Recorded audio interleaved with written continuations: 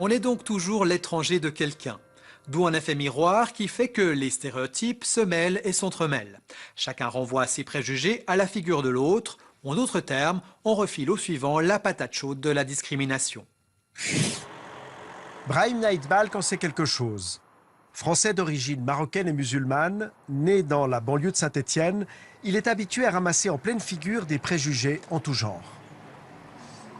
Le fait qu'on m'ait traité de négro de mon jeune âge et quand j'ai commencé à découvrir mon homosexualité m'a empêché de la révéler ou de m'affirmer parce que je craignais encore une fois d'être différent.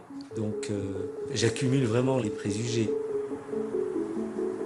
Quand on se fait insulter d'homo par les gens qui sont d'origine maghrébine en France, qui eux-mêmes ont été discriminés par certains Français parce qu'ils ont été traités d'arabes et que ces gens-là me traitent de PD, c'est dramatique.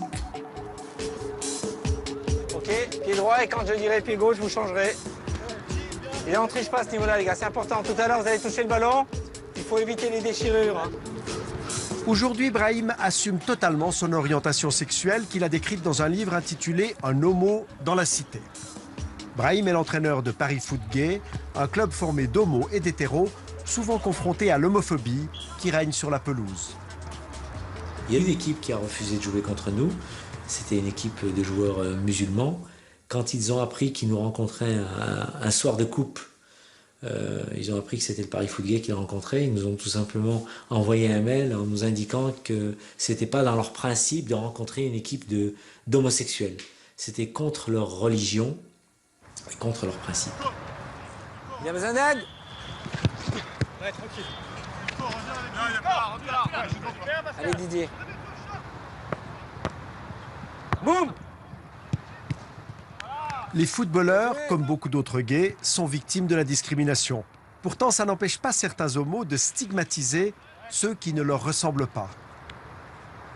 Dans les quartiers gays de Paris, j'entends beaucoup des gays qui en veulent aux hétéros.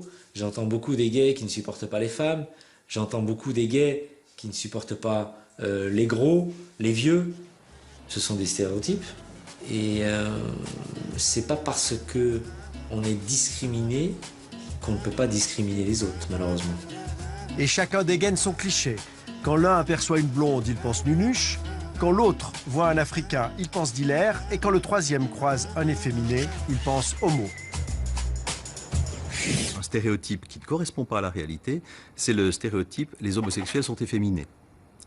Certains homosexuels sont efféminés, absolument, mais beaucoup d'entre eux ne le sont pas. Or, si vous avez tendance à penser, parce qu'on vous l'a dit, parce que culturellement vous êtes dans une chose comme ça, si vous avez tendance à penser que les homosexuels sont efféminés, eh bien vous allez ne voir que ceux qui sont efféminés. Et ça va renforcer votre stéréotype, et donc vous allez vous glisser de plus en plus loin de la réalité statistique.